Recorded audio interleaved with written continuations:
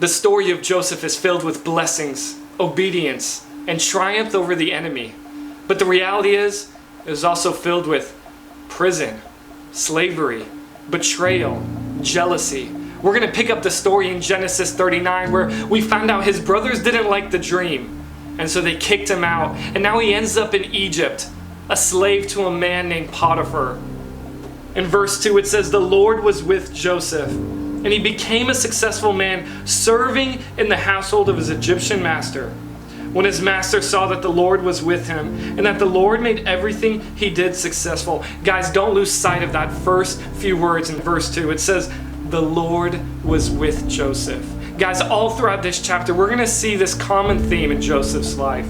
See, the reason why Joseph was so good at what he did was he was obedient. A regular guy, just like any one of us, but his obedience is what stood out. In verse 5 it says, "From that time he put in charge of his household and all that he owned. The Lord blessed the Egyptian house because of Joseph." Guys, the reality is, Potiphar was like, "Hey, you're going to be in charge of everything.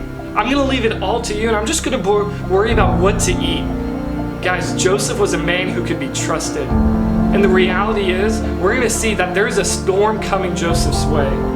At the end of verse 6, we get this idea that Joseph, it says that he was a well-built and handsome man. And the reality is, Potiphar's wife started to like him. The very end of verse 7, it says, "Sleep with me." There, Potiphar's wife, in just 3 words, will change Joseph's life forever. See, Joseph at that moment has to make a decision. Is he going to say yes to God, or is he going to say no? Is he going to follow and be obedient, or is he going to just follow the world and say yes to the world? Well, the reality is, guys, Joseph goes back to what he knows. He's an obedient person who says yes to God. And Joseph looks at Potiphar's wife and says no. And he refuses it. But the reality is, sin just has a way of keep coming back. And in verse 10 it says, although she spoke to Joseph day after day, he refused to go to bed with her. Joseph was set on following the Lord. Well, the reality is, that kind of cost Joseph a lot. See, because maybe she felt embarrassed or really jealous, she went and said a lot of lies. And we pick up right where she kind of tells her husband what happened and just has a bunch of lies for him. In verse 19 it says, "When his master heard the story, his wife told him, 'These are the things your slave did to me.'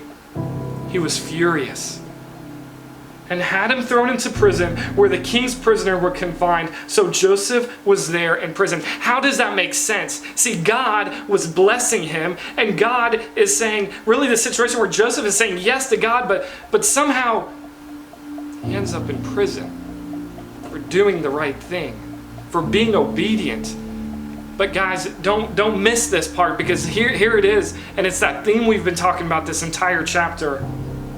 Verse 21, "But the Lord was with Joseph." There is no place in this world, there is no quarantine, no cave, no paradise, no place in this entire world that I'd rather be than the Lord was with him.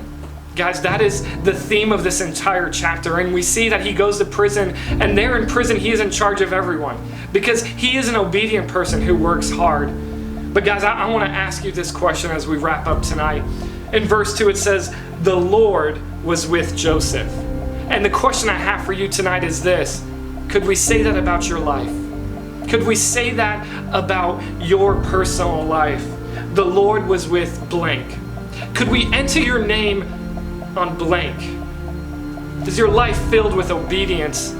Because I think the biggest thing that Joseph did was not being a hard worker or not being a faithful person. Those were all good things, but most of all, he was obedient to God, and God blessed him. Guys, this series of Joseph only gets better, and next week we're going to hear a little bit more, but the question I have for you tonight is, the Lord was with blank. Can we say that about your life?